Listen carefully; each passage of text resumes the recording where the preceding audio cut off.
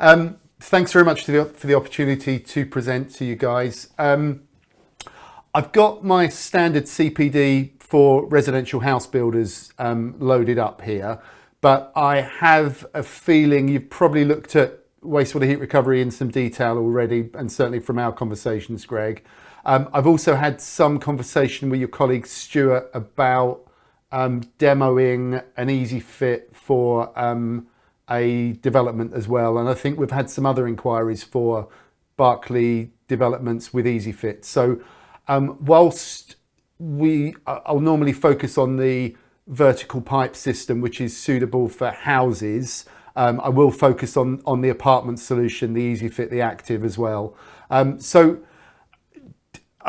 Should I just go from the start and we'll work it from there? If you want me to sort of, if I'm going over old elements because you've got an understanding of the basics, then let me know. But essentially, I'll normally just review how wastewater heat recovery works as a technology, some detail on our products and where they fit in terms of different showering scenarios or different house builder scenarios. A bit of an overview on sort of regulation, which again, I'm sure you're probably fairly au fait with, but we'll have a quick look at that. And then I generally will go through a kind of designing study, just looking at how to design in wastewater heat recovery into houses and apartments. So I'll go through that. I'll stop at certain points just to see if there's any questions. But if you need me just to sort of move forwards, move backwards, just let me know. So we'll take it from there, and then hopefully there'll be some time for discussion towards the end. I've got some non-resi case studies as well, if that's of any interest to you, but I wouldn't have thought so given where you're coming from. So let's see if we can move forwards on this then. Is that one? Yeah, there we go. Right, so go on, sorry. Yes.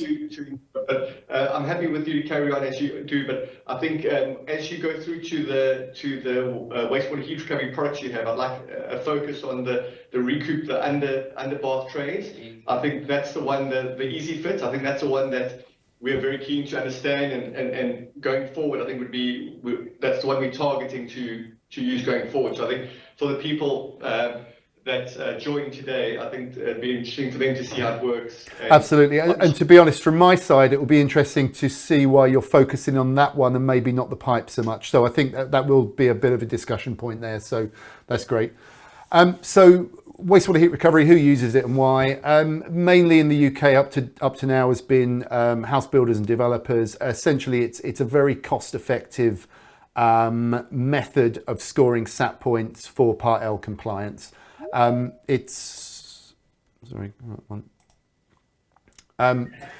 very cost-effective SAT points used by house builders for Part L compliance, and obviously with the changes in regulation, there's a much more focus on wastewater heat recovery, which we'll look at. But also used for student accommodation, hotels, essentially anywhere where there's showering, leisure, sports facilities, especially with high shower traffic environments. The ROI can be pretty incredible on these things.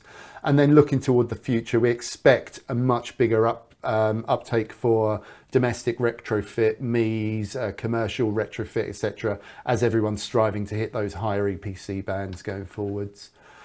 So why use wastewater heat recovery? Wastewater heat recovery is a heat exchanger technology. It's very simple, and quite simply what we do, we exchange the heat from the outgoing warm wastewater from showering and put that back into the hot water system. So we're taking what essentially is waste heat energy and reusing that, recycling it. So it really is that sort of premise of recycle, reuse, not waste. So, but in a hot water scenario. So it's very easy to incorporate into most existing new build or residential designs. Really does, as I said, give very simple, cost-effective SAT points. So one of the cheapest and most cost-effective SAT points available to you. But it does also give significant end user or real life savings in terms of hot water. So the vertical pipe system installed to a primary shower in a standard house, we would expect that the hot water requirements per shower use would be reduced by about 55 to 58%, and we'll focus on that in a little bit in a moment. So it really is very, very effective in terms of reducing the amount of hot water required for showering.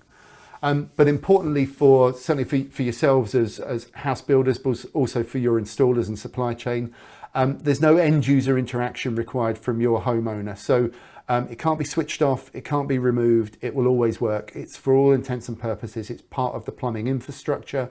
It doesn't have, for instance, an isolator switch. It just works every time the shower is used, and it really is very consistent in its efficiency in that respect. Very easy to design in, which we'll go through, and hopefully you'll agree by the end of the presentation. And as I've sort of alluded to, it's fit and forget, completely passive, no end user interaction, no mechanical, electrical, or movable components. So it has a very long lifespan, up to 40 to 60 years for the vertical pipe systems, and BAES have attributed a 25-year lifespan to horizontal systems, so that will include the underbath system. So, I mean, the reality is it's a very simple heat exchanger, no moving parts, no consumables, no filters, so it should just fit, forget, and work every time the shower's used. Also, I don't know if you've got an eye on embodied carbon, but we have a very low embodied carbon in our design and in our products. And I do have a couple of slides so we can focus on that if that's of interest towards the end. So we have a full range of wastewater heat recovery products. Recoup just specialise in wastewater heat recovery. We are the market leader. We intend to maintain our market share as this market explodes and demand explodes with future home standard and new Part L regulation. And we do have the biggest range of products on the market. So the main product, which I'm going to focus on at the moment, is the vertical pipe system. So we're just going to have a quick look at a animation video just to show how wastewater heat recovery works. So it's important to say at this point that from a SAP or BRE point of view, Part L compliance point of view, wastewater heat recovery is required to be used with a thermostatic mixer valve. The reason being is that a thermostatic valve will give a consistent flow rate and a desired temperature, and it will adjust in the background if there's any changes to hot or cold water temperature. So SAP only recognises wastewater heat recovery with thermostatic mixer showers.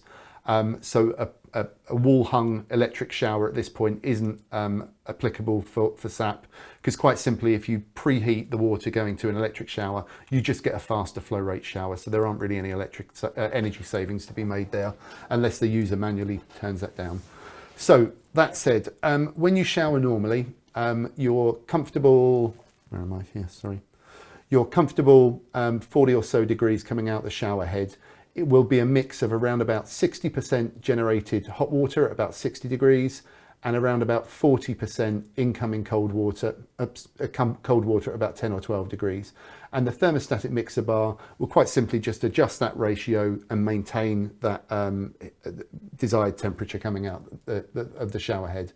Now, of that desired temperature, that 40 degrees coming out the shower head, about 85 to 90% of the heat energy will be lost normally and lost down the drain. So it's a lot of wasted heat energy when showering. So with wastewater heat recovery, what we do, we put a heat exchanger, as you can see here, on the outgoing warm shower waste. So this is the warm shower waste running down the inside of the heat exchanger pipe in this case. And then cold water main will come in, and that will go around the outside of the heat exchanger, and it will be preheated. So your incoming cold water main will be preheated to around about 25, 28 degrees at standard shower flow rates. And that really is it. It's as simple as that. It's just taking that warm wastewater and transferring the energy to the incoming cold water main to preheat the incoming cold water main. So that's the basic premise of wastewater heat recovery. However, there are 3 SAP listed installation methods, which are known as System A, System B, and System C. And they're all to do with where we send the preheat once it leaves the wastewater heat recovery unit. So what you're seeing here is System A. This is the most efficient method of piping up wastewater heat recovery. And what we do here, we send that preheat. The cold feed that would normally feed, for instance, the boiler or the cylinder, is routed through the wastewater heat recovery.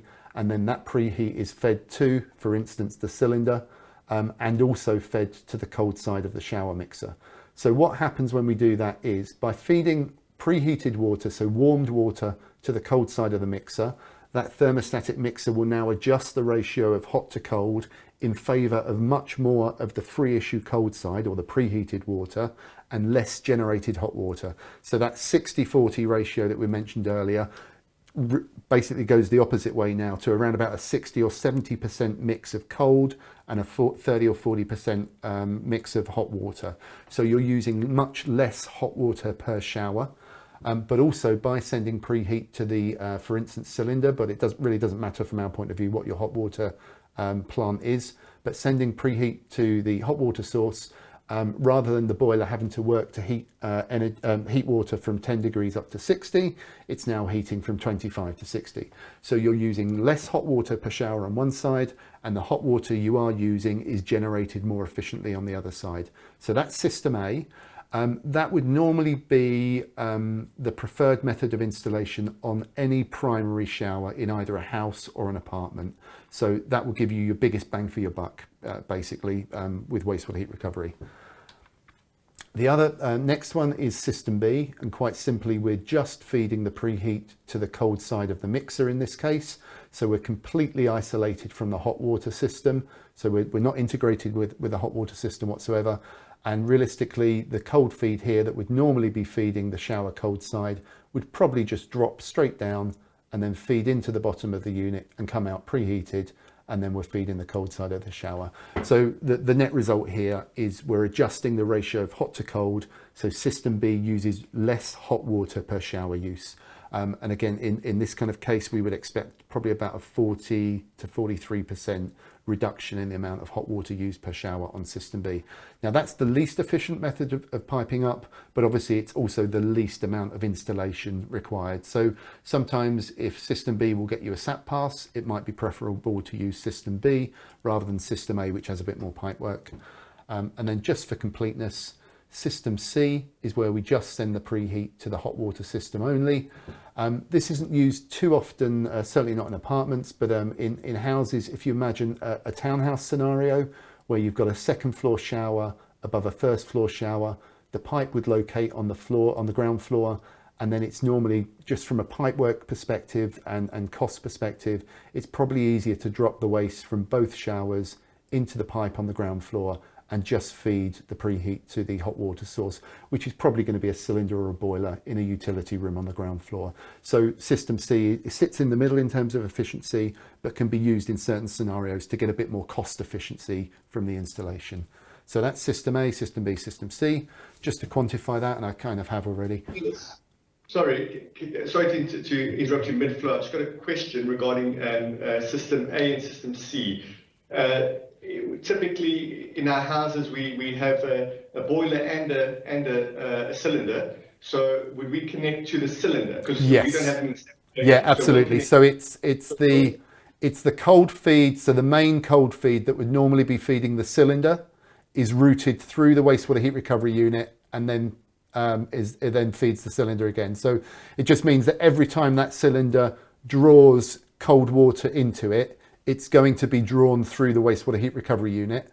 Obviously, with the wastewater heat recovery, our only heat source is the warm shower water. So if you were filling up a bath, you're just going to be drawing cold water through it. Or if you're filling up your kitchen sink, you're just drawing cold water through, and there's no impact of wastewater heat recovery. However, when the shower's activated and warm waste is flowing down, that's when you get your energy savings, because you've got warm waste going through the unit, and then that will in turn preheat, and you're preheating to the cylinder then. And because you're preheating to the cylinder, it means that you're saving energy on not just on when you shower, but when you put hot water in your dish, in your no, sink. Unfortunately not, because that's the thing. Our only source of energy is the shower wastewater. So if you were drawing, if you had under this arrangement, or let me simplify it, under this arrangement, if you were drawing hot water for your kitchen sink, the shower's not switched on, so there's no warm waste dropping down here because we're only connected to the shower. We're not interested in any other outlets, just the shower, because the shower's the biggest user of energy, and it makes most sense to go there. A dishwasher is a bit like, especially a modern dishwasher, is a bit like a bath. You fill up a bath with hot water, but there's nothing going down the plug hole. You just fill it in, you sit in there for a little while, it cools down a bit, you'll pull the plug, and at that point your cylinder's already recharged, so there's nowhere for that heat energy to go. There's no heat transfer available. It would still go down the drain. But obviously when you shower, you're consistently running warm water down the drain and cold water's coming in to replenish. So it requires that cycle. Oh, it's a cycle, okay. Absolutely, okay. yeah. So that's why we only focus on wastewater heat recovery for showers. Now, we can connect to a bath, and I'll show you that in a moment, but the benefit is from the thermostatic mixer shower over the bath, not from the bath itself, Okay. or the use of the bath itself. Does that cover that okay? Yeah, that's great, thank you. Thank you, okay. So just to qualify those, excuse me a sec. You have to excuse me, I've got a bit of a cold, so if I'm coming through a bit stuffy, that's why. Just to qualify, so as with any heat exchanger, the slower the flow over the exchanger, the higher the heat recovery efficiency. We're just showing here two standard shower flow rates. So 11 litres per minute was the old Part L 2013 default. Under new SAP, as a specifier, you can specify various shower flow rates, and the SAP software now recalculates different efficiencies based on that shower flow rate. So for instance, 9 litres per minute will have a higher heat recovery efficiency than 11 litres per minute, down to say 5 litres per minute will be in the 70s quite happily. So this gives an overall energy demand reduction of, at 11 litres per minute, calculated at 54%, and at 9 litres per minute, calculated at 58%. That will be higher for lower flow rate showers, and conversely lower for higher flow rate showers, although that isn't normally seen. And then that's System A, that's the highest efficiency option. I've lost myself here, where are we? There we go. System B, the lower efficiency is still significant. So this is pure hot water reduction per shower. So you're using between 40 and 43% less hot water per shower with System B. So what you've got there is, let's say in a small apartment, you might put an easy fit under the bath as System A. That's going to be your maximum efficiency. Or in a standard house type with a single ensuite shower, no shower over bath, you would put the pipe installed as System A to the ensuite shower, and that's going to give you the biggest bang for your buck. However, let's say you've got a 4-bedroom house with 3 bathrooms or 3 showers, you would go 1 pipe as System A, and then any secondary showers will be System B, and you will get a blend of those efficiencies. So overall, you're going to cover wastewater heat recovery on all showers, and probably be somewhere around about sort of 48–50% energy reduction per shower. So it really is very significant in that respect.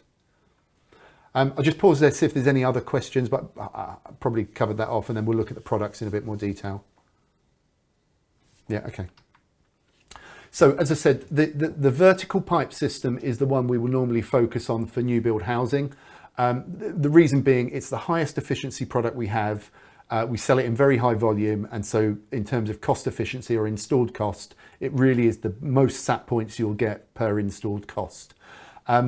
However, the negative on the pipe, certainly for apartments and other scenarios that aren't standard houses, is that it's gravity fed. So it needs to install on the floor below the shower it's connected to.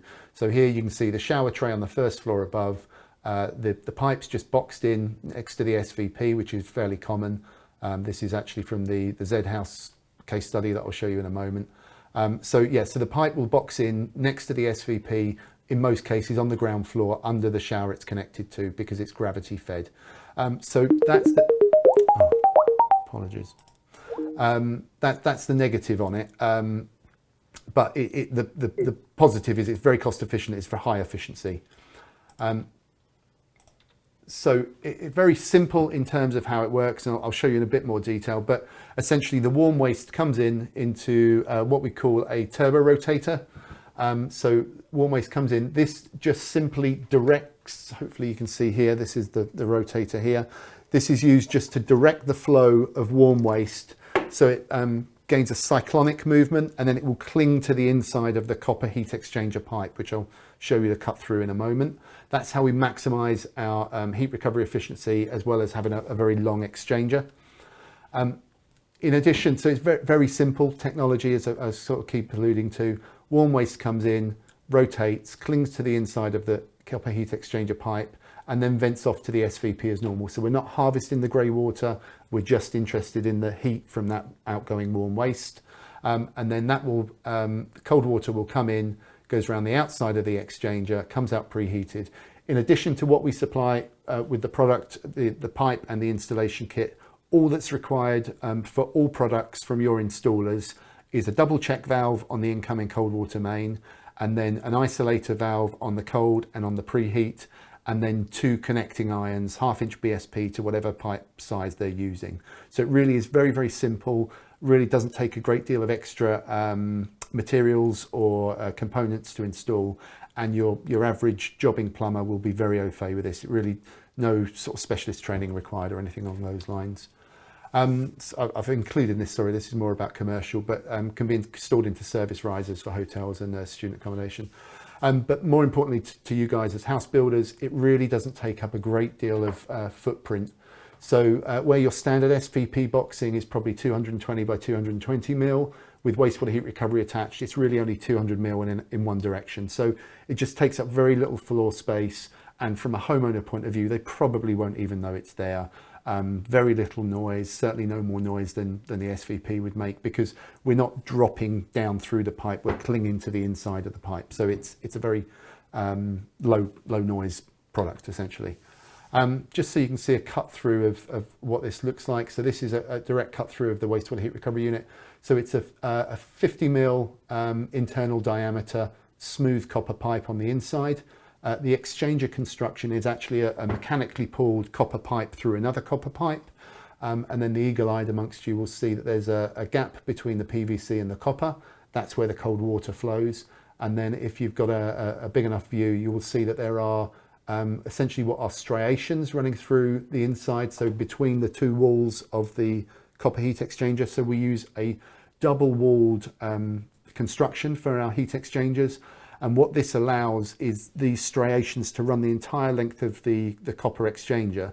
What this does, it gives us the ability to have a visible leak detection system built into the exchanger. So essentially, if ever there was a time when there was a break or a perforation in the exchanger, when this is installed at first fix and the cold water mains switched on, the water would essentially leak, give a visible leak detection out the bottom here. So it's designed to drip through from the cold side if there was a break in the exchanger. What this means in practice is that we directly comply with EU and UK water regulations, EN 1717, which is to do with mixing of potable water and grey water. By having this visible leak detection system, it means that the shower trap or the bath trap remains in place underneath the shower or bath. So it stays where it should do and does the heavy lifting. There are a couple of products available in the UK market which are single walled exchanger. If you have a single walled exchanger, it means you need to put a shower trap, a trap downstream of the wastewater heat recovery unit. That can then potentially lead to falling water noise, obviously accessibility issues. You would need to have an access hatch within the SVP boxing. And from the point of view of having a shower trap, which essentially is a point of failure on the ground floor under, maybe in a hallway or in a living room or something, it really isn't an ideal option. So from Recoup's point of view, all of our products are double walled so that the shower or bath trap stays exactly where it should be underneath the shower or bath. And that, I think, is that. Just from a supply chain point of view, Recoup products are the only products that are stocked and sold by all of the main merchants. So we've partnered with Wolseley and PTS now for sort of 10 plus years. So in terms of contract supported pricing, framework agreements, that sort of thing, we can dovetail into your existing supply chains very, very well. So it just makes things much easier. I've kind of touched on this, but essentially most wastewater heat recovery generally for new build is a first fix installation product. Installation time around 1 to 2 hours, depending on that system A, system B, size of plot. Only basic plumbing materials and tools required. No specialist training. No MCS accreditation, for example. As I mentioned before, no planned maintenance, just simple routine cleaning, the same cleaning of the shower drains as you would do with or without wastewater heat recovery. We don't add any additional risk there. And no behavioural changes, which are really important. It's not like MVHR, for instance, where you have to periodically go back and change filters. There's no filters to change it. It's just plumbing infrastructure. So it's ideal, fit and forget. So that's the pipe. The pipe, as I said, is ideal in most cases for new build housing where you've got showers on first floor and above. But where you've got showers on ground floor or apartments, for instance, you don't necessarily want a pipe on the floor below. So then we have a range of other products. So that's the Easy Fit, our wet room drains, and the new pipe hex, which I'll show you in a moment as well. So the Easy Fit's the kind of the next most cost effective in most cases, designed realistically for apartments with showers over bath as their primary shower. Can be installed under a shower tray, which I'll show you as we go through here. So this is the Easy Fit, excuse me. As I said, designed to fit directly under a standard bath. I've got a demo unit here, so I'll switch over to that in a minute and show you. If you've got any questions, hopefully we can identify that from them. By their nature, horizontal systems aren't as efficient as vertical systems. So we've got a trade-off of fits the scenario versus overall efficiency in this. So the Easy Fit's around 2/3 the efficiency of the vertical pipe system, which is why we'll always try and push the pipe from a SAP point of view. But they are costed around about the same price. So installed costs are quite similar. The Easy Fit, as I said, designed for directly under a bath, but can fit under a suitably sized shower riser tray. So generally anything 1400 mil or longer, and with around about 100 mil clearance underneath, you can use the Easy Fit for there. And we've got some drawings which show that. I think I've got them here actually. Same basic principle of operation. Warm waste in this case drops through into the body of the unit. That's allowed to flow through on the base of the body of the unit and then off to the SVP as normal. Cold water main comes in the opposite side. This is counterflow heat exchanger. It has to come in the opposite side. We have here a serpentine heat exchanger, so it's kind of a flat bent exchanger, which comes through. So a lot of copper in there, so a lot of ability for heat exchange and surface area. And what will happen at standard sort of shower flow rates, the flow of water coming through here will roll over and under the exchanger because there's multiple kind of points of contact. So it mixes and it picks up lots and lots of heat energy.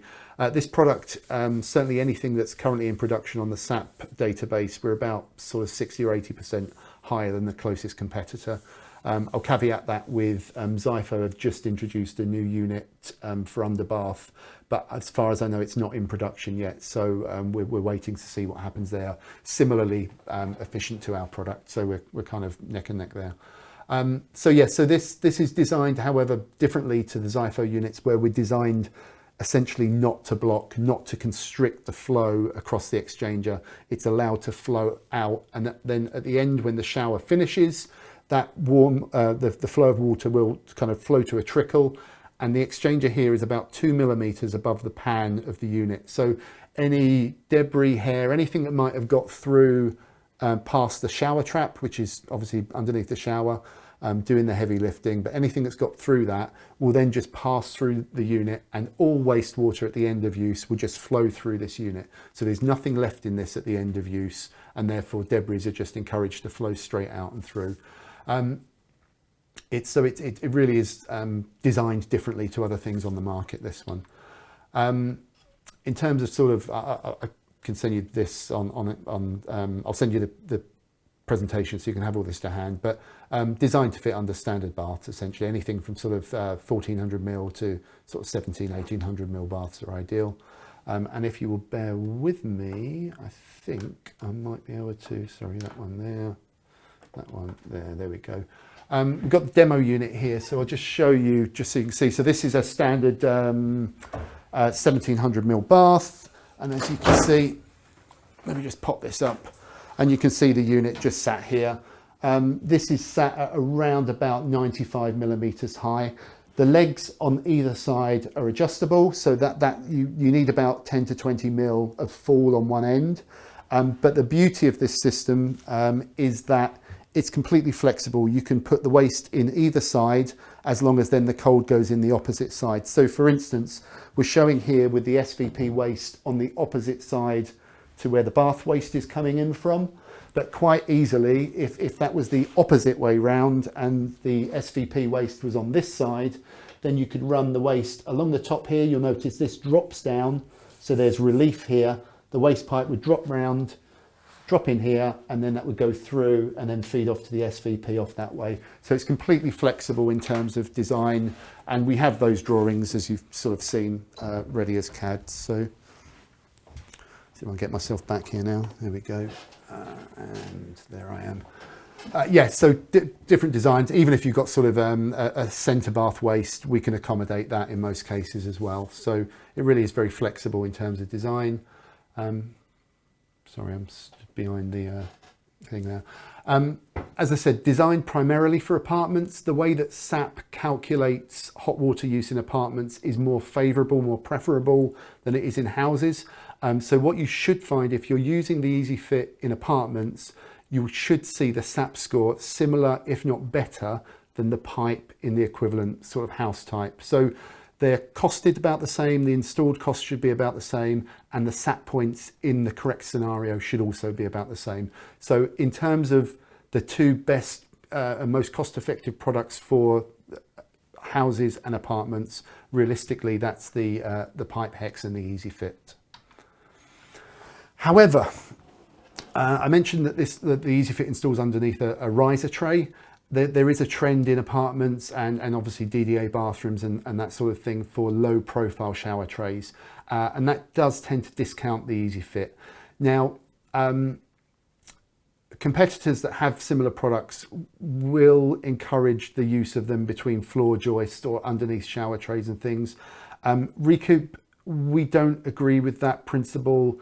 Essentially, wastewater heat recovery, whilst it is planned maintenance free, it's still a device and therefore it should be reasonably accessible. So we wouldn't deem being installed underneath a shower tray that's then tiled in and concreted in to be reasonable access. So we don't encourage the use in floor voids in that way. Therefore, what we've done, we've now introduced, and this is coming out this month, it's SAP listed, is a pumped upgrade kit for our existing pipe. So what this then does is allow the vertical pipe, whether the full size or the reduced size that we have, to be installed and used on the same floor as the shower it's connected to. So again, this gives us another option for apartments and ground floor showers. Now, it means then that you're getting even more efficiency from your wastewater heat recovery installed in apartments, for example. And quite simply, what happens here is that warm shower waste will flow down into the pump system. We've teamed up with Saniflow, so this is an off-the-shelf Saniflow flat. Saniflow have been in the grey waste lift pump business for many, many years. So great products, great servicing, great warranty, great maintenance characteristics. So we've teamed up with Saniflow here, and then what will happen is warm waste will flow into the unit. It will hit a certain volume of water, and then at high velocity that will pump up and into our new buffer cylinder, which we've got up here. So rather than the turbo rotator, which I showed you earlier, we're now pumping up into, hopefully you can see that, sorry the light's not very good, into the buffer cylinder at the top here. And this is the unit that we've got here in the demo area. Let's see if I can just move that light slightly. So warm waste drops into the pump, just falls in, so that's gravity fed into the pump. That will hit about 35 millimeters of waste, and then high velocity pump up, fill up the buffer tank, and then that will just be gravity fed into the pipe as normal. So that's an option for where you've got showers on the same floor. So the beauty of this, because it's intermittently pumping, the pump is in use for around about a third of the time that the shower's in use. So it means that we get a very, very, very low nominal wattage on the pump when in use. So 11 litres per minute, I think we're around about 95 watts nominal power. And at 9 litres per minute, it's about 83 watts nominal power. So it really is minimal. So minimal, in fact, that the SAP listing for the product hasn't included the power for the pump. So BRE have deemed that it really is insignificant compared to the amount of heat energy we can recover. So that's the pump pipe hex, which is the pumped option, or the active option, pipe hex active, which is our active option or pumped option. I can send you the drawings here, but just sort of this kind of replicates what we've got here. There is some flexibility in this, so as long as you've got the fall from the shower, the pump can be around about 2 meters away from the shower itself, and the pump can be around about 1 meter away from the pipe itself as well. So there is some flexibility there. What it does, it allows potentially for the pipe to be boxed in behind the shower in the void there, but probably for the pump to be boxed in with an access hatch, because obviously this is a mechanical component now, within sort of the vanity unit here, or underneath the sink, or something along those lines. So it gives some real flexibility in terms of designing this product in, and we're seeing some really good sort of specification interest on this at the moment. So certainly with things like MOD bases and that sort of thing, apartments as well. That, I think I've covered all of that. And then just for completeness, before I finish, we also have a range of wastewater heat recovery into integrated wet room drain channels. So these can be used in residential. There's no issue with them being used in residential, but they tend to be used most in non-residential and commercial showering environments, communal showers, that sort of thing. But the principle is exactly the same. We have 3 products in the range, ranging from about 35 up to 57% heat recovery efficiency. And let me focus on so all of the wastewater heat recovery element is contained within the body of the drain itself. So here we can see the Drain Plus Duo model. This is the heat exchanger here, and quite simply what happens, installed into a wet room floor, warm waste will flow into the drain channel here, onto the percolation plate, and then you will see there's some strategically placed holes here which will sit above the heat exchanger, and then that warm waste will flow onto the exchanger, giving us thin film heat exchange again, so maximising surface contact, high amount of heat transfer, and then that will flow into the waste, or in this case onto the trap, and then down into the waste as normal.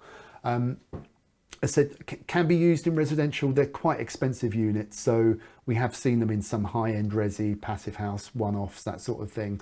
But from a commercial point of view, the ROI is phenomenal on these. When you've got anything more than sort of 12 or 15 showers a day, they really are the absolute ideal product. So yeah, we tend to see those in commercial, but they could be used in apartments or DDA compliant ground floors, that sort of thing, if you've got them. I'll pause there for a moment. Any questions at this point? I won't go into products in more detail, but happy obviously to discuss more, and I've got a bit of design in at the back as well.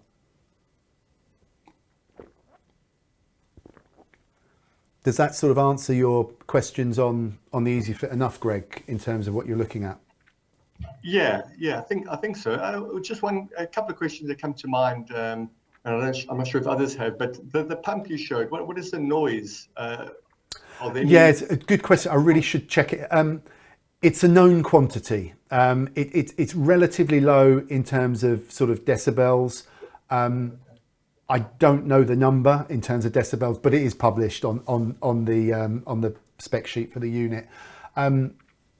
It's obviously there is going to be an element of mechanical use there because it's a pump, but it is relatively low noise, and these things are used universally for grey water lifting, for showers, etc. So it shouldn't be an issue, but obviously there will be some noise there, so it will be something that would need to be considered, I think, is probably fair. I mean, unfortunately, there are compromises in the different systems. The pipe is fantastic. The compromise, it needs to install on the floor below. The Easy Fit's fantastic, but the compromise is it's not as quite as high efficiency. The active system is fantastic in terms of efficiency, but you do have the addition of a mechanical component. So there are compromises, but in terms of the scenarios they're designed for, they tend to work very well, but you just need to make those considerations, I think, would be fair. Yeah, and tell me, the new SAPs with all these systems, whether it's a Pipe Hex or the Easy Fit Plus, do the new SAPs favour wastewater heat recovery more? Do you get better results with the new? Yeah, so the calculations in the background of SAP have been adjusted to give more realistic shower use, I think would be fair to say, than the previous incarnation. And certainly wastewater heat recovery will give, in fact, I'll show you at the end of the case study if that's all right, because I've just got a kind of, I can focus that. In fact, let's whiz through to that. Excuse me. Do you need me to look at sort of Part L? I guess you've all got a pretty good sort of handle on Part L, but I can go through how wastewater heat recovery focus. I'll do that briefly, and then I'll drop in on the designing case study and qualify those numbers for you on SAP, if that's all right. Okay, yeah. So traditionally, space heating has been the biggest user of energy in the home, water heating normally second to that. But obviously the direction of travel now, and certainly the regulation over the past 20 years or so, has been better insulation, better air tightness, better space heating efficiency. And so the amount of energy used for space heating in the home is getting smaller by proportion, and therefore the amount of energy used by proportion of hot water is becoming greater. Showering generally in houses is around about 50% of the generated hot water use. That can certainly be anything up to sort of 70 or 80% in apartments. So showering really takes the lion's share of hot water. And as I said earlier, 85 to 90% of that shower energy goes down the drain. So it really is a focus in terms of a kind of a thermal bridge, if you like, for hot water in homes. So it really is something that needs to be considered. When we look at that kind of average house, we put all those numbers together. If 23% of your energy in a sort of 15-year-old 3-bed is hot water, 50% showering, and 85% going down the drain, that's potentially about 10% of that household energy budget that could be going down the drain as wastewater. So it really is something that needs focusing on. And when you look at this under new regulation, assuming showering habits don't change from a new 3-bed to an old 3-bed, then space heating is much less. By contrast, water heating is a bigger proportion of that energy use, and therefore the amount of energy potentially going down the drain without wastewater heat recovery is bigger. So it really is good that new regs are focusing on wastewater heat recovery and energy waste in that respect. As I'm sure you're very much aware, Future Home Standard, which is due to come out in 2025, consultation due this month, but we think probably put back to about October, which would be a theme for Part L. But yeah, consultation will be out this year at some point. The ethos with Future Home Standard is that we're going to be much lower CO2 emissions from new homes. But realistically, what it should mean is that any new home built from 2025 onwards will be all electric and therefore will decarbonise as the grid decarbonises and becomes 100% renewable. That's the aim. So the idea is that any home built from 2025 won't need retrofitting in the future to become net zero. And that's the plan with 2025. That's the ethos behind it. However, to move to all electric, which is the plan, isn't really attainable where we are at the moment. So hot water and heating demand in houses at the moment currently outstrips the grid capacity quite considerably. So we can't move all electric at the moment. And obviously there's supply chain issues with air source heat pumps and things like that as well. It's a relatively immature technology, I think is fair to say, in the UK at the moment, but that is developing. So the key changes in Part L 2021, which are the current regulations, and where are we now? About 20 days until we go fully transitioned, is that an improvement in building fabric and fees apply here.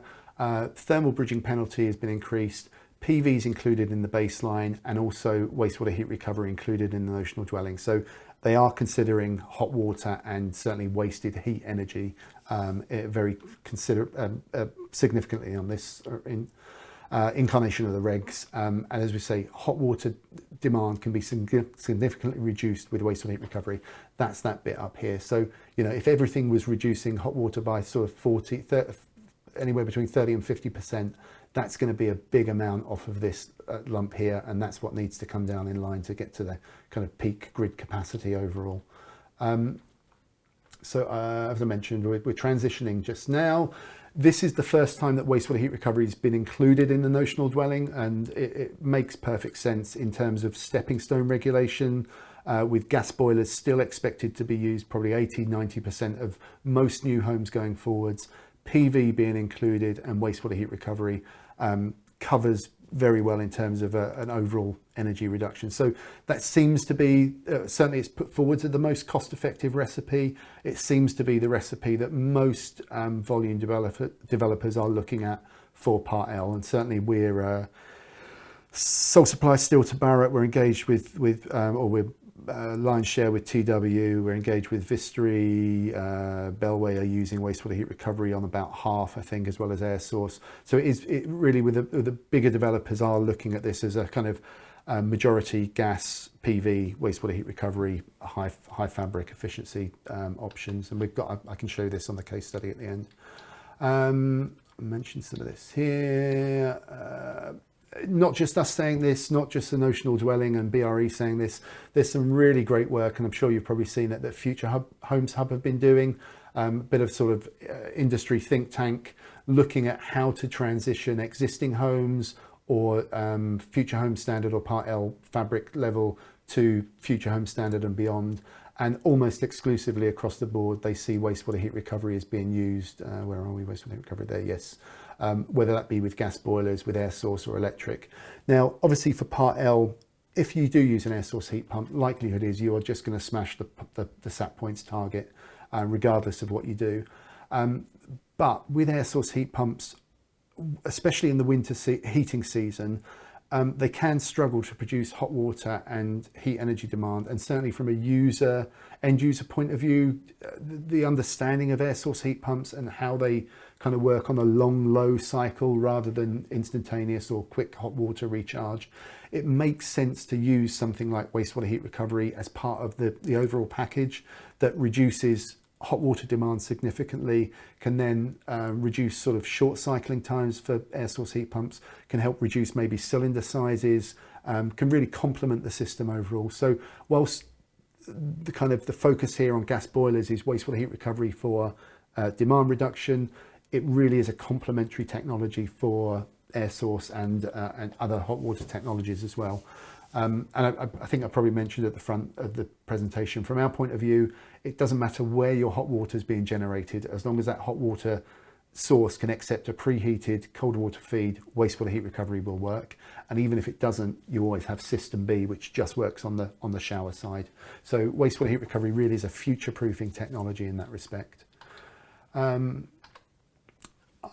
won't go into that in any more detail because I think I'll probably teach you to suck eggs really. But any questions on that or any sort of feedback on the regs as you see them?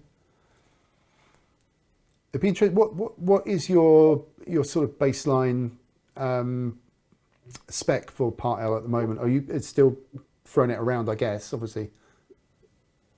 No, actually, we've got a few options for flats and houses.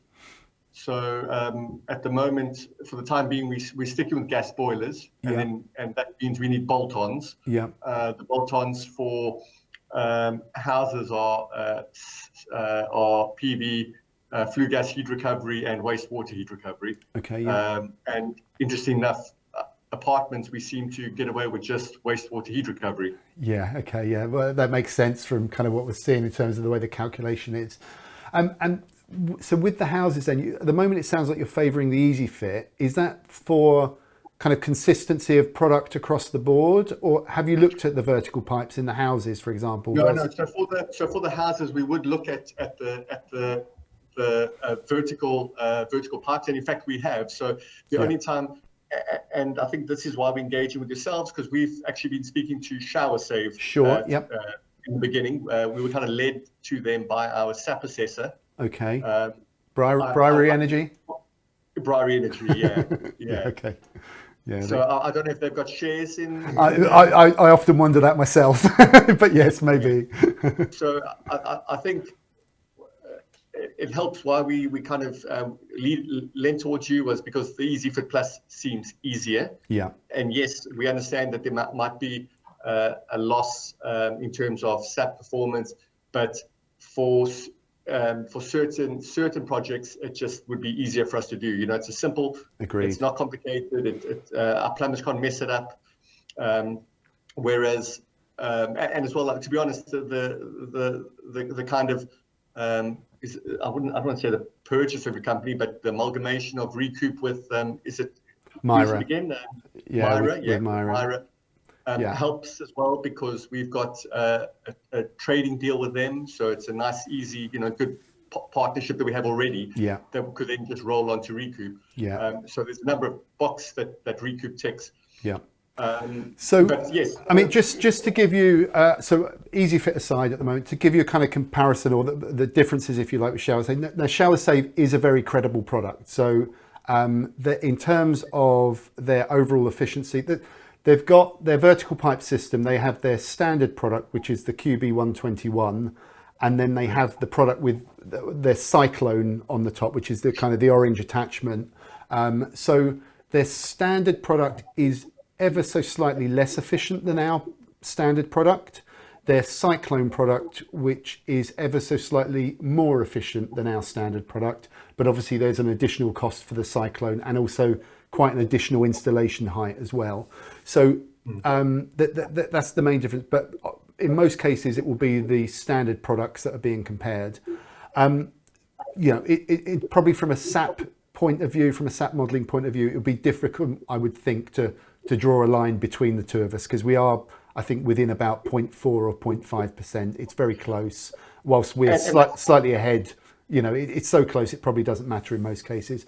The main difference. That's what I'm interested in is in the SAP. Does it matter on the model used, or are they choosing Shower Save in the SAP, or you can choose Recoup in the SAP? I mean, those products are available in the SAP. Yeah, both products available, and I would say, I mean, literally, I don't think you could get a piece of paper between them in terms of SAP score. I wouldn't have thought. It might be slightly different for certain scenarios, but in most cases, we're very, very close. And arguably, we're slightly more efficient. We should score slightly more, but it's not enough to really shout about. The differences are, obviously, we have our turbo rotator in place. It's much more compact than the connections that they have, so it works very well in that respect, maximising the efficiency. Ours has the PVC outer, whereas theirs is all copper. Now, whilst that may sound relatively trivial, certainly the bigger developer, so Barrett, it was their decision point that between us and Shower Save, they didn't want a big shiny piece of copper on site at first fix, because obviously it's attractive to thieves, for want of a better word. So having ours as just a PVC, grey PVC pipe, it just looks like a piece of plumbing pipe. So in that respect, it's a theft deterrent.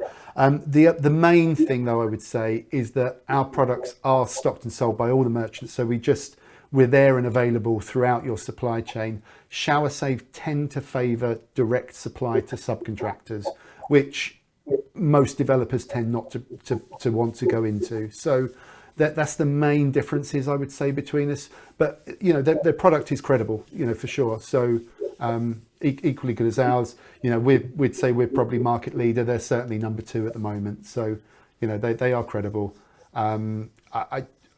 Internally, I mean, it's our scalability, I would say, because of the way that our product assembles, in that we've got molded end caps, PVC outer, it's much more automated. We're expecting to be up to sort of 100,000 units within the next 6 months or so. I think we can really meet the demand of the lion's share of the market. Whether or not Shower Save have that automation in their production line, I don't know. But that's not to say they can't cope with the share they have at the moment. I'm sure they can. Yeah. But they're the main differences, I would say. Yeah. So what we've seen with BRE recently, when we start looking at your product, is and the Easy Fit. The reason we like it is because it's, as I say, because it's simple. But I think we ran it on an apartment case study of ours, and if we did a System A connection, we'd pass in that model case study. Yeah. We'd pass the SAP with just your Easy Fit Plus. Right. Okay. That's brilliant. So, and I think there was integrated flue gas heat recovery in there as well. Yeah, makes sense. Within the boiler, but that's such a minor change for us.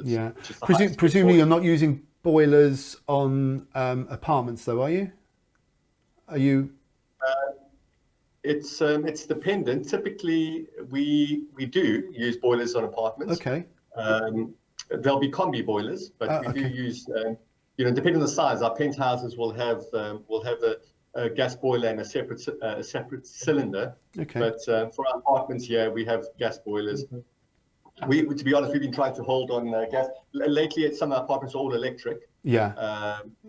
But so we worry about if you are looking at all electric, or certainly in the future looking at all electric, things like the sort of air source heat pump cylinders, we work very well with those. The Edel, the Mixergy Smart Cylinder, those sort of things. So for future reference, that it all works very well for apartments if you move to all electric there. But yeah, it's good. Okay, so, well, I mean, it sounds like you've kind of gone through a lot of design stuff. I mean, the net result here, I'm just going to kind of run through just to tie everything up really in terms of the impact of wastewater heat recovery. But as I've said, realistically, wastewater heat recovery installed as System A, whatever product, pipe or easy fit, System A to primary shower in a house or apartment is going to give you a biggest bang for your buck. Certainly seems like you're seeing that. Secondary wastewater heat recovery units, always System B, because that's just how it works. But if you can kind of consider design, so if you've got back-to-back bathrooms or a bathroom and a shower room, for example, quite often we can just use one pipe and get both showers into one. So we're more than happy to go through your drawings plot by plot or house type by house type and look to see if there's options to consolidate and make things a bit more cost effective. So feel free to lean on us. We've got guys in the technical team that's pretty much what they do most of the day. So if you've got drawings, just send them across, so don't worry about that. But just to kind of tie this in, so if we look at, this is a pretty standard 3-bed scenario, house with ensuite shower, thermostatic shower, and then just a family bathroom with a bath, no shower over bath, just a hand shower, so it doesn't count in STAP on this one. So one shower and then one bath. So if we look at this, obviously here we'd be looking at the HEX as a System A to the ensuite shower. If you do send drawings to us, we'll always come back with a tabulated list of results. Obviously for this one, it isn't particularly difficult. There's only a couple of options, but we'll always pop in specification notes. So you as a specifier or your SAP assessor knows what we're suggesting and why. We'll pop in installation notes as well, so you can tag these to your drawings so your installers know what we're doing, why, which showers things are supposed to be connected to. Just makes it really easy going down the line when we pick up the phone to an installer saying, I'm in a Berkeley Homes plot, what do I do? And also for the SAP assessor, we'll always put the PCDB number in, which just makes it much, much easier to model rather than going through reams and reams of different products. In terms of SAP, you kind of asked about SAP earlier. This is just to show how it works. Are any of you SAP assessors? Right, no, I'll just skip through this then. It works in SAP at the moment, so no, we use SAP consultants. Okay, that's fine. The important thing is just to remember to click this plus button and attach the shower to the wastewater heat recovery. We've seen a few people that have missed that because it's dynamic on the screen and sometimes the box is underneath, sort of thing. So let's just get to the numbers then. So when we look at that example of a 3-bed with a System A to the ensuite, this was done on 10.1, so the modelling should be a little bit better now. Primary energy reduction 10.7% and around about 11% CO2 reduction. So it really is quite significant. And if you cast your mind back to those pie charts I was showing you earlier, a 10% energy loss or reduction is probably what we were expecting to be going down the drain on one of those older house types. So it kind of ties in quite nicely to that. That's SAP, and for house builders generally we would just expect you to be looking at SAP score versus installed cost to make your decision. That's generally the way it works in terms of ROI. However, we can give a lot of granularity in the amount of savings, CO2, etc. So not really necessary for domestic end users of new build, but if you've got apartment projects, if you've got other projects, or you just want to understand the impact a bit more for marketing, we really can look at this in quite high granularity for you. So excuse me, I have to look down here. So that same scenario with a pipe, we would expect around about 628 kilowatts of energy recovered per year. So it really is quite significant. And then when you look at that in terms of different fuel type, so against natural gas, we would expect around about 100, I think I've got that here, 164 kilograms of CO2 saved per year, and against an air source heat pump around about 131. Just to keep that in mind, I mentioned about embodied carbon. We worked with CIBSE on their TM65 standard and gave them some early data, so we got quite an early calculation on our embodied carbon for our product. So the embodied carbon for the vertical pipe system is 59 kilograms per unit. So when you compare that to those annual operational savings that we were just showing, just shows how low the embodied carbon really is in this product, that you can almost mitigate it with 3 or 4 months use in a standard 3-bed house. So it really is a very, very low embodied carbon product. Not necessarily important for house builders now, but certainly SAP 11 will have an embodied carbon element, we think, for future home standards. So. And what about the EPD? Are you no, we are working on EPDs at the moment. It's ongoing, probably by the end of the year. So at the moment we've got the TM65, and that's kind of realistically for sort of the non-resi projects, TM65 is used. But we are working on EPDs. It's quite a process, and to be honest, it's quite a lot of expense. Now we've got Myra on board, we'll probably use their money to do it, in all honesty. As Recoup, we can afford it.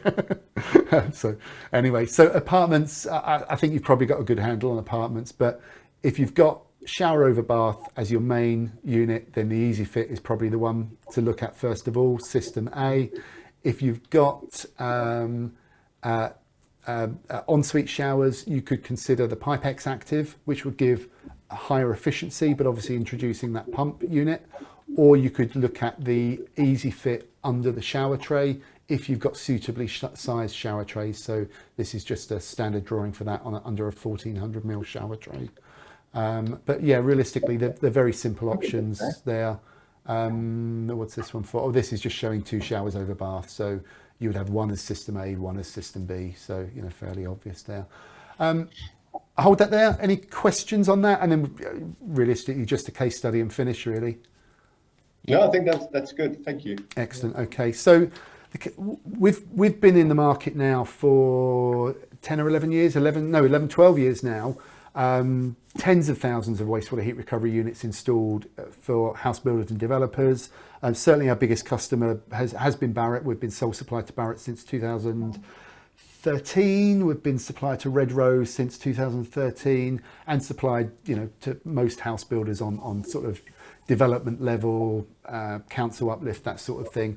But so I kind of wanted to focus on future and the sort of direction of travel. That certainly this is based on Barratt's zero carbon roadmap.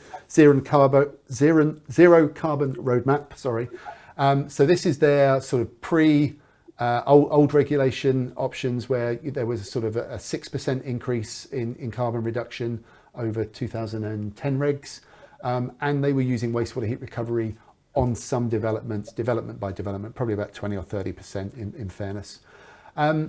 On current regulation, they expect to use wastewater heat recovery on everything as standard, essentially part of the infrastructure, in the same way that they're increasing fees, they're using wastewater heat recovery. Going forwards, future home standard, again, if I move my head out of the way, they're expecting to use wastewater heat recovery as standard, and then certainly beyond future home standard for ultimately carbon positive homes, again, wastewater heat recovery is in the plan. But Barratt have done quite a lot of work on this. You've probably seen the Z House and the Energy House 2.0 being in the market.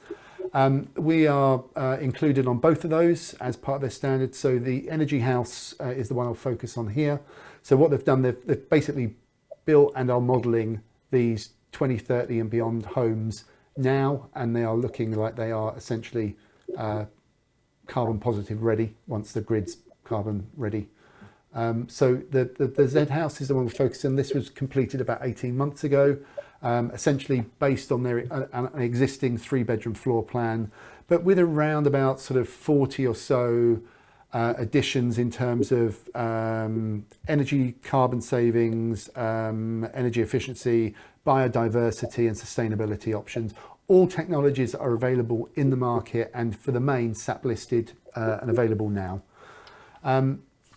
So our Recoup pipe, sorry, was that a question? No, okay, sorry. The Recoup Pipe Hex was installed, as you saw at the slide earlier, installed to both the ensuite shower and the shower over bath.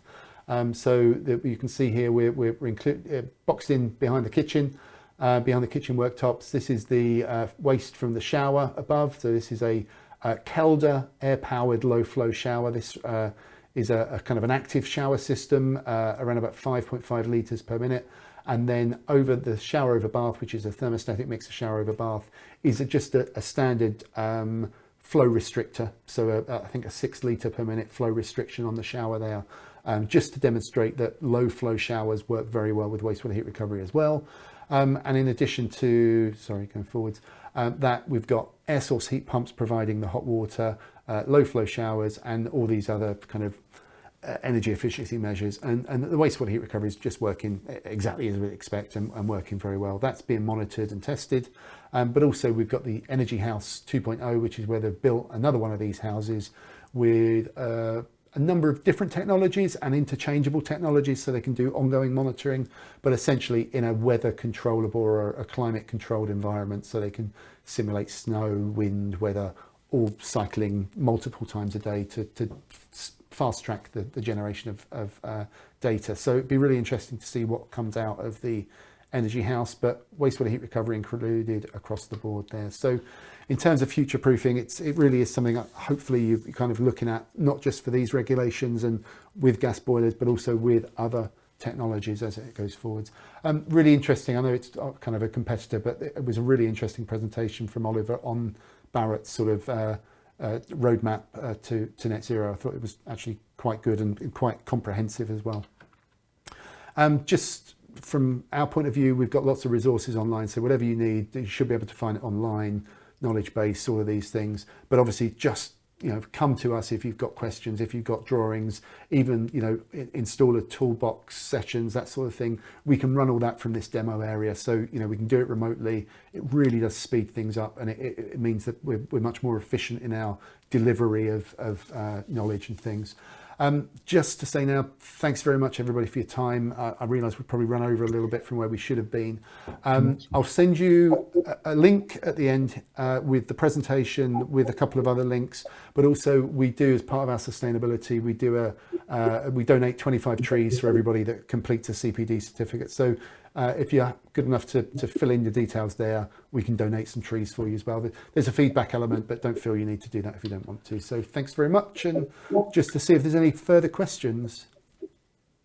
Not from me, Ellis. Thank you. That was actually really good. I thought it was a really clear presentation. So all my questions I've already asked. Anyone else here? Nuno, Alice, Thomas? No questions from me, but thank you. Great stuff, thank you. I have recorded the presentation as well, so if you want a copy of the recording just to distribute internally or for reference, I can send that, but obviously I'll send you the slides as well, so I can send that across for you if you need. In terms of next steps, do you need anything from me at the moment? I've had a request for a demo EasyFit from Stuart, so we're going to arrange for that to come over to, is it Abbey Barn. Yeah, so Abbey Barn, that's the one. So we can get that sent out, that's no issue. Obviously, in terms of working with the installers, we're more than happy to work with installers, make sure it installs seamlessly, because obviously we want to put our best foot forwards. And then I would imagine it's probably down to pricing and a bit of procurement wrangle on the next thing. So we can certainly look at that in terms of framework agreement and things for you. Yeah, I think that's literally it. We're going to install your product. I think it's going to, Tom, who's on this Teams meet, is, I'm assuming, going to be supervising that or checking the install, and then inviting us to go have a look, and everyone's going to, you know, understand the product. And then meanwhile, Stuart, I'm sure, will be talking to you about figures, you know, that's nothing to do with me. Yeah. All I'll do is, all I care about is that how it performs in the SAP and that it can be installed without any issues. That's great. Well, it's really good to hear that the EasyFit is ticking that box in the apartments for you. So that is really good to hear. Yeah. Good. In terms of, are you with the pipe hex and the shower save option? Are you still weighing that up? Have you? I mean, are you looking at Recoup as the option? I don't mean to press you on a decision. It's just if you've got any questions that need answering, I guess is probably where I want to go with that. The reason I'm umming and ahhing is because we actually haven't done the SAP check on it. So we did it for the apartments and it worked. Yeah. And we mentioned it. So basically, I've put together two kind of bulletins on our way forward on houses and our way forward on apartments. The one on apartments was issued a few days ago, and it mentions your Recoup easy fit as ideal for the apartment case study. Yeah. The house bulletin is a bit old, out of date, so I need to check the SAPs in terms of your Recoup pipe products. Yeah. Make sure that how it affects the PV, how it that it's a like-for-like product with the shower save that's in there, which is, from the sound of it, it is. And then I'll add your product in that as well. I mean, we're not fixed to one particular product. To be honest, as long as they perform in the SAP, I can see us going with Recoup simply because we've of the mirror connection. Okay. But that's not, I'm not the numbers guy, but in my mind, that's where it's kind of leading. Yeah. Is we've already got a relationship. There's a form of trade agreement. It would carry on that way. Yeah. Okay. But I will go. I'll find some time and get my SAP sensor to run the SAPs on. Would you do me a favor? Could you say you've probably done so already, and apologies, but could you send me an email with the vertical pipe product you would suggest I try in the SAP? Yep, sure. I'll send the data sheet for the pipe hex and the PCBD numbers, so you've got them to hand just to plop in as well. That's no problem. In fairness, I can send you the shower save numbers as well, just so you've got them all in one thing there, so it makes it a bit easier for modelling. So yeah, I'll send that across separately for you. That's no problem. If the SAP for any reason doesn't make sense, either with ours or shower save, my colleague Craig here is a SAP assessor, so if you need support, he can't run the SAPs for you, but he can certainly support from the wastewater heat recovery side if anything looks a little off. But I would be very surprised. We should be a touch more, but I think we're going to be neck and neck, and that's really what you want to see, isn't it? So yeah. Out of interest now, not going towards the gossip part, but why do you think BRE is pushing shower save? Is it I don't know. They seem to have had a historic relationship, I think. I don't know if it's just simply due to location. They seem to be more up towards the sort of northwest. Shower save have been in Ireland and operated quite often in that kind of area. It could just simply be that they had a very early CPD, made a connection and have, but they do seem to like literally favour them and name them in all their energy statements, whereas most other assessors tend to be more generic. They may use our drawings, they may use shower saves, but they tend to specify generically, and so it's a bit surprising. Because we've done it with a few products, with the boilers as well. We use Valiant boilers. We've got to deal with them. We know how they work. So, but every time they were always suggesting, I've got the name Ideal boilers. That's it. Yeah. So I was just curious. I've been doing this now for 8+ years. I've never had a response back from BRE Energy when I've said, "Would you like us to present? Do you need, anything like that?" I know that they are doing something with shower save at the National Self-Build Centre. I think they've got a joint CPD workshop on the 15th. So that has a number of different. I think you've got Keystone lintels there. You've got one of the PV suppliers. So I think they're kind of, BRE have done a kind of overall SAP package for those that are exhibiting at the Self-Build Centre, and then they're all sort of there to present. So it could just be that there's a tie-in, that they're physically all in the same building somewhere. But I don't know. I honestly don't know. Unfortunately, I've never spoken to them. Well, if there's an issue, if we pick up that there's a surprising difference, I'll let you know, and you can. If there's a surprising difference, let me know, because we there shouldn't be. So we need to understand what's going on if it's put forwards in that way. This step wizardry, I've I'm perplexed sometimes with how these numbers work, but between sap assessors, we're using 2 or 3, and I did a test, and no one could get anywhere near BRE's numbers. Really?